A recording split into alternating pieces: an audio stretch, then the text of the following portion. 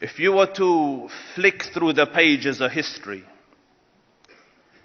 and come to the beginning of our history, or the history of our nation, as in the sovereign Muslim nation, you would notice that at that time, in that age or in that era, there were two main world powers, superpowers or empires. On the one side was the Persian Empire, and on the other side was the Roman Empire. And both of these empires had reached the zenith of power. They boasted political stability, economical prosperity, military capability, and an influence that extended over much of the globe. And then there, in the dry deserts of Arabia, lived the Arab race, a semi-nomadic people scattered across an endless desert. Their land was harsh, their climate difficult, their land barren, their people scattered, disunited, uneducated, undisciplined. And on the earth of God, it would be accurate to say that they had nothing going for them. So much so that the great conquerors of the past passed them by and didn't even look twice at them. They didn't even consider them a people worthy of conquest. Alexander the Great passed them by, the Romans passed them by, the Persians passed them by. They were an unnoticed, insignificant, uneducated, unlettered, undisciplined, disunited, a scattered group of people that added up to nothing much in the annals of human history. They were small, psychologically small. I don't think you will find too many people in the annals of human history where they bury their own daughters alive.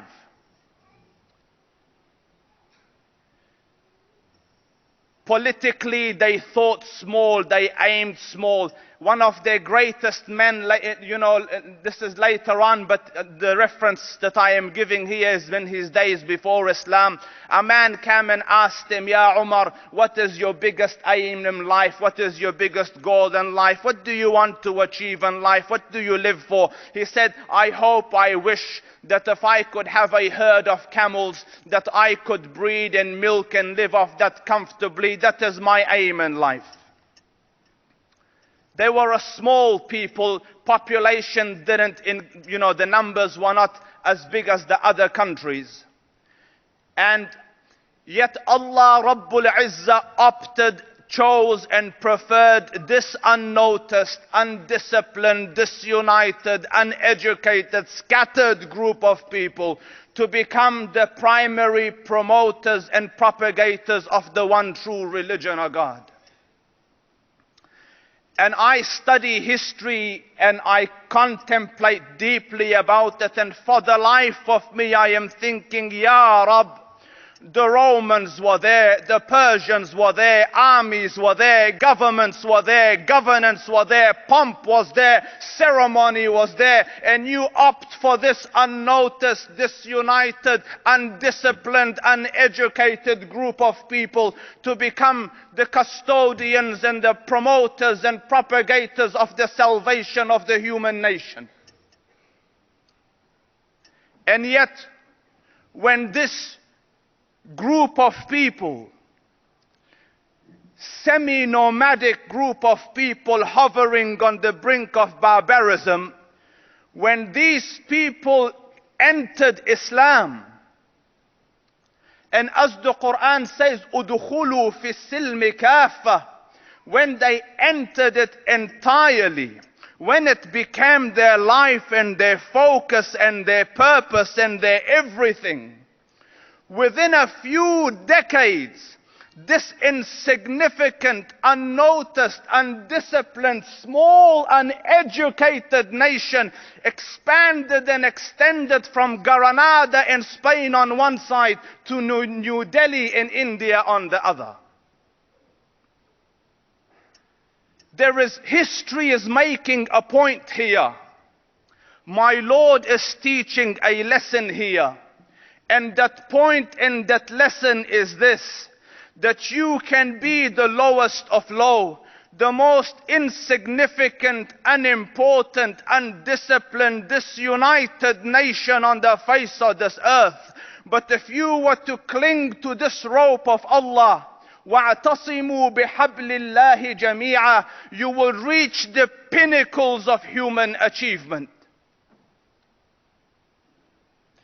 There is not a second truth beyond this. And so far as they held on to this deen, there was not another nation that could show light to them. History calls them the torchbearers of light and education. At the time the Prophet came, sallallahu alaihi wasallam, to Mecca, the historians record that there were 18 people that could read and write in the whole of Mecca. 18.